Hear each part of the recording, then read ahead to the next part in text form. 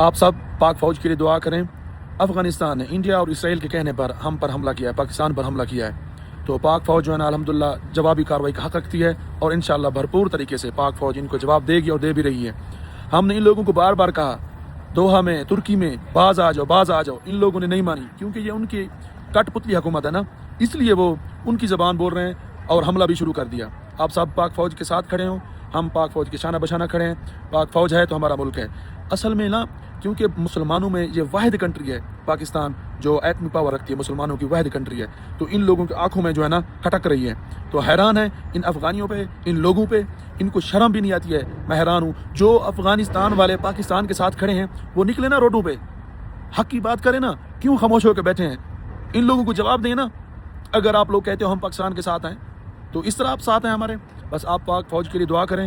وہ لوگ بھی مسلمان تھے جو امام حسین سے لڑے تھے، اہل بیت سے لڑے تھے، یزید کا لشکر، یہ یزیدی ہیں، ہم حسینی ہیں، اور ان کو ہم بھرپور طریقے سے جواب دیں گے۔